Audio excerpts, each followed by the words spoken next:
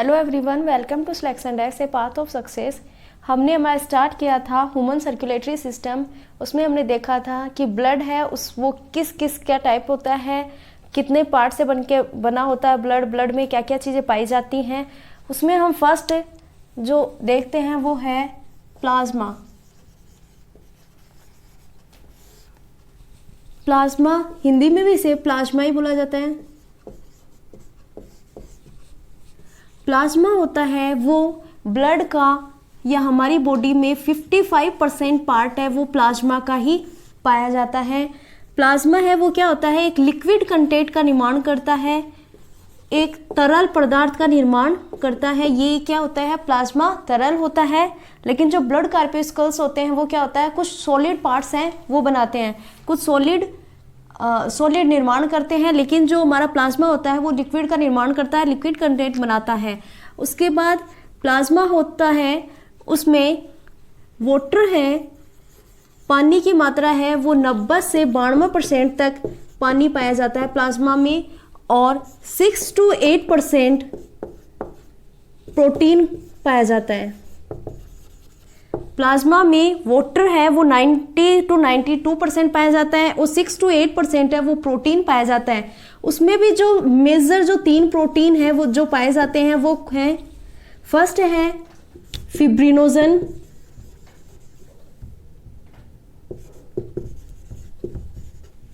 हिंदी में भी इसको फिब्रिनोजन ही कहा जाता है।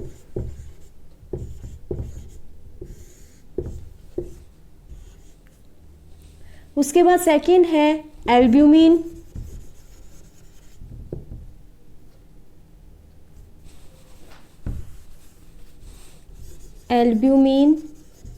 एंड थर्ड आता है ग्लोब्यूमिन।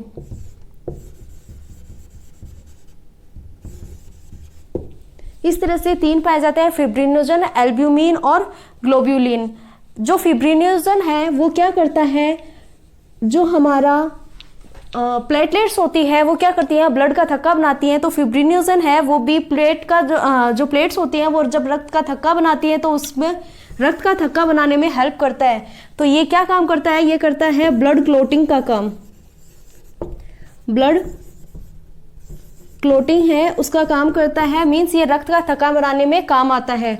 उसके बाद आता है हमारा सेकंड एल्ब्यूमिन, हिंदी में बोला जाता है एल्ब्यूमिन।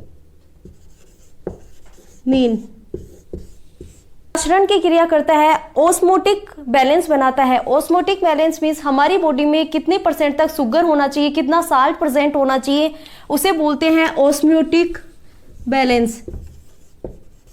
Osmotic balance. तो जो हमारा एल्ब्यूमिन होता है वो ऑस्मोटिक बैलेंस बनाता है, मीन्स वो प्रसारण की क्रिया करता है। प्रसारण की क्रिया,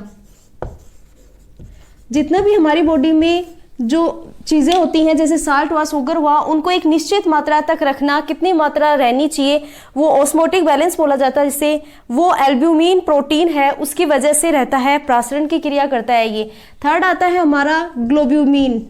ग्लोब्यूलिन है वो क्या करता है, ग्लोब्यूलिन में इम्यूनिटी जो पावर होती है उसको बढ़ाता है, मीन्स प्रतिरक्षा जो प्रणाली होती है, रोगों से लड़ने की जो क्षमता है वो प्रदान करता है। प्रतिरक्षा प्रणाली है उसको बढ़ाता है, इम्यूनिटी पावर होती है उसे बढ़ाने का काम है वो ग्लोब्यूलिन प्रोटीन करता है।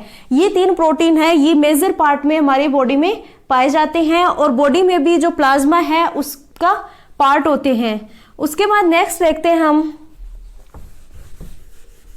कि और क्या क्या हमारा इसमें पाया जाता है प्लाज्मा में। तो प्लाज्मा में कुछ मिनरल्स होते हैं, कुछ लवण है जो प्रेजेंट होते हैं। कुछ वो जो लवण है वो कौन कौन से होंगे, Ca++, Mg++, मैग्नीशियम, क्लोराइड या क्लोराइड है वो भी प्रेजेंट होता है। ये कुछ लवण होते हैं जो मेजर पोर्शन होता है इनका हमारी बॉडी के अंदर। प्लाज्मा में जो मेजर पोर्शन होता है वो इन्हीं 3 लवण है इनका पाया जाता है। उसके बाद हमारा नेक्स्ट आता है कि जो हमारा प्लाज्मा है वो किस तरह का होता है, उसकी फॉर्म क्या होती है। तो वो लिक्विड कंटेंट का निर्माण करता है, लेकिन वो क्या होता है, विस्कस होता है, कुछ चिपचिपा सा पदार्थ होता है।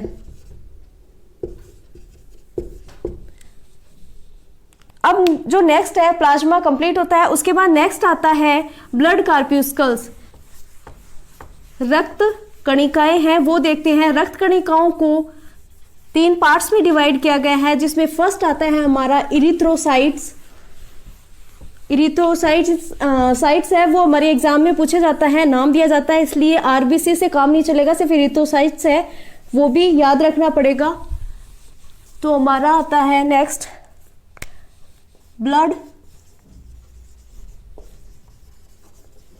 कार्प्यूस्कल्स, जिसे हिंदी में बोला जाता है रक्त कणिकाएं। रक्त कणिकाएं हैं उसमें फर्स्ट आता है हमारा, 3 पार्ट्स में डिवाइड किया गया है इसको।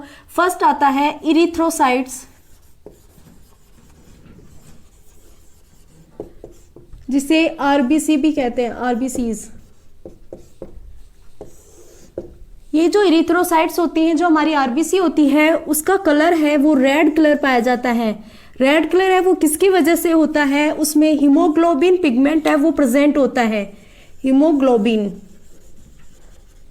पिगमेंट के प्रेजेंट होने की वजह से आरबीसीज है उसका कलर है वो रेड होता है।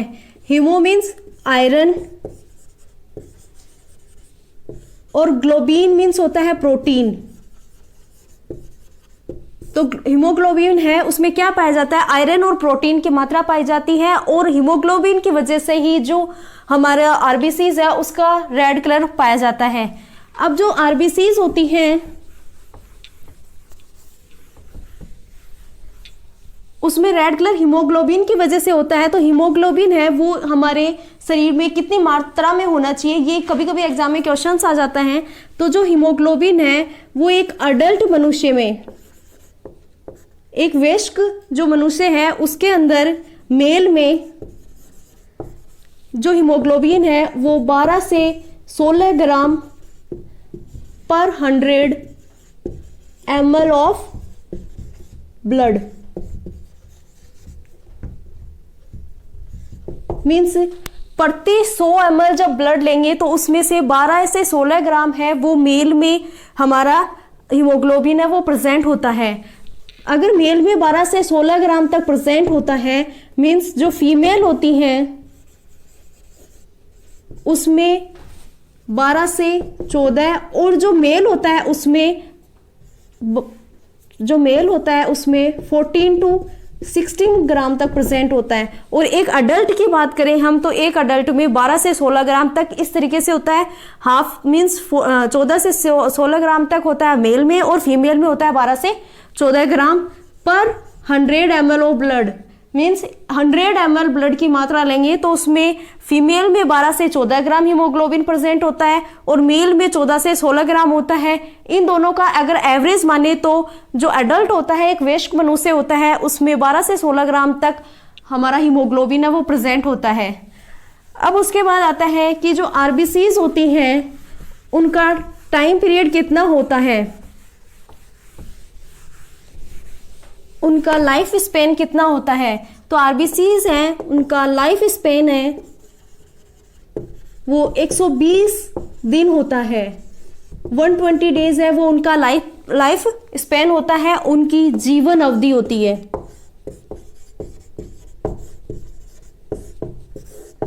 एक अगर हम अडल्ट मनुष्य की बात करें, वयस्क मनुष्य की बात करें, या फिर मेल की बात करें पहले, तो मेल होता है उसमें कितनी आरबीसीज प्रेजेंट होती हैं, तो उसमें 5 to 5.5 मिलियन आरबीसीज हैं वो प्रेजेंट होती हैं पर mm³ में।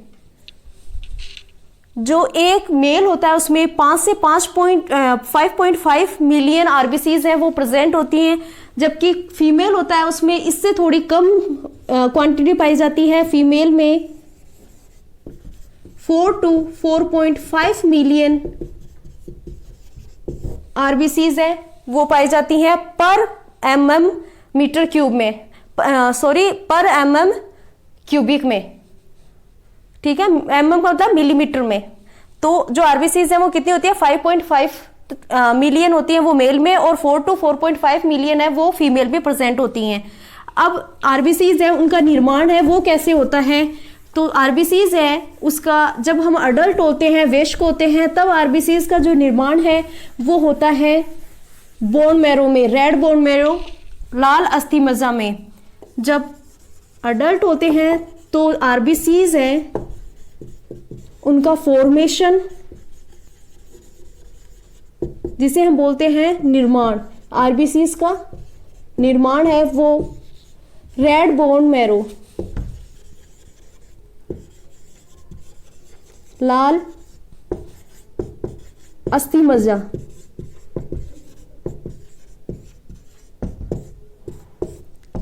तो जो आरबीसीज हैं अडल्ट होते हैं तब आरबीसीज का निर्माण है वो रेड बोन मैरो, लाल अस्थि मज्जा में होता है। लेकिन जब हम एम्ब्रियोनिक कंडीशन में होते हैं,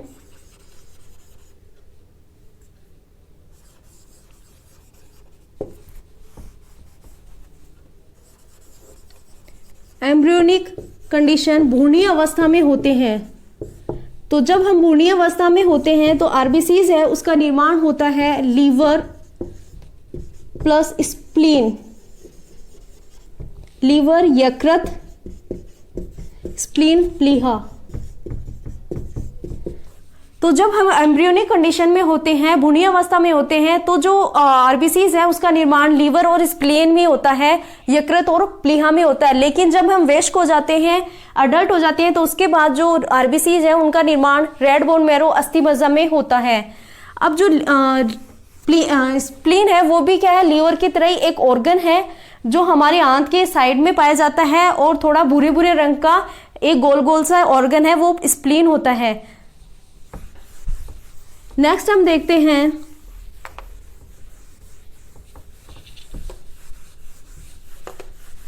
जब हम एम्ब्रियोनिक कंडीशन में होते हैं, मींस जब हम मैच्योर फॉर्म में इमेच्योर फॉर्म में होते हैं, तो आरबीसीज है उसमें न्यूक्लियस है वो प्रेजेंट होता है।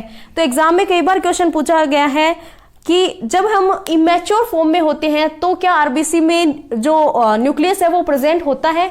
तो जब हम इमेच्योर होते हैं या फिर भ्रूणीय अवस्था में होते हैं, न्यूक्लियस उस टाइम प्रेजेंट होता है। लेकिन जैसे जैसे हम थोड़ा मैच्योर फॉर्म में आते हैं, वैसे वैसे जो हमारा न्यूक्लियस है वो डीजनरेट होना शुरू कर देता है, थोड़ा खंडित होना शुरू कर देता है। और उसके बाद में जब प्योर तरीके से हम मैच्योर हो जाते हैं तो हमारे जो आरबीसीज हैं उनमें न्यूक्लियस है वो गायब हो जाता है, नष्ट हो जाता है, प्रेजेंट नहीं होता है। तो इमेच्योर फॉर्म में इमेच्योर होते हैं तब न्यूक्लियस है वो प्रेजेंट होता है। लेकिन जैसे जैसे हम मैच्योर फॉर्म में जाते हैं वैसे वैसे न्यूक्लियस है वो डीजनरेट होना शुरू हो जाता है। और जब एकदम से हम मैच्योर हो जाते हैं कंप्लीटेड, तब क्या होता है, न्यूक्लियस है वो गायब हो जाता है, नष्ट हो जाता है। इसलिए एग्जाम में क्वेश्चन पूछा जाता है इमेच्योर फॉर्म में न्यूक्लियस प्रेजेंट होता है आरबीसी में, तो हमारा जो इमेच्योर फॉर्म में आरबीसी में न्यूक्लियस प्रेजेंट होता है, लेकिन मैच्योर फॉर्म में आरबीसी में अब्सेंट होता है।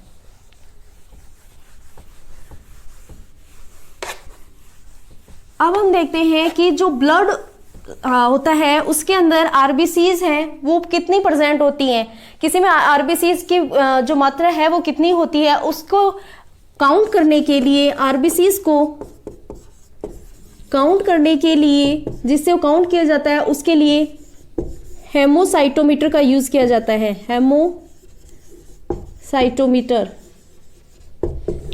आरबीसीज को काउंट करने के लिए हेमोसाइटोमीटर है उसका यूज किया जाता है, जिससे आरबीसीज को काउंट किया जाता है। उसके बाद आता है कि जो आरबीसीज होती हैं उनको आरबीसीज का जो ग्रेवयार्ड होता है, ग्रेवयार्ड मीन्स होता है कब्रिस्तान,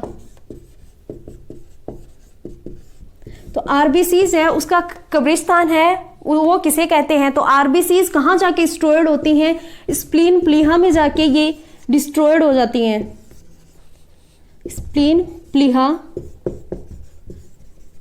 में जाके डिस्ट्रॉय हो जाती हैं। तो आरबीसीज है उनका ग्रेवयार्ड किसे कहा जाता है, स्प्लीन को कहा जाता है। स्प्लीन है वो आरबीसी का ग्रेवयार्ड कहा जाता है। अब इसके बाद हम नेक्स्ट देखते हैं कि जो हमारा आरबीसीज होती हैं वो किस फॉर्म में पाई जाती है, मीन्स उनकी शेप कैसी होती है। तो आरबीसीज की जो शेप होती है वो कुछ इस तरह से पाई जाती है। तो ये जो शेप है इसे बोला जाता है बाइकॉन्केव। तो आरबीसीज है उसकी शेप है वो कैसी होती है, उनकी शेप है वो बाइकॉन्केव शेप है वो पाई जाती है। इस तरह से हमारा जो एरिथ्रोसाइट्स है वो कंप्लीट होता है। एरिथ्रोसाइट में हमारा इतना ही आता है। उसके बाद नेक्स्ट आता है ल्यूकोसाइट, जो हम नेक्स्ट क्लास में करेंगे। Thank you.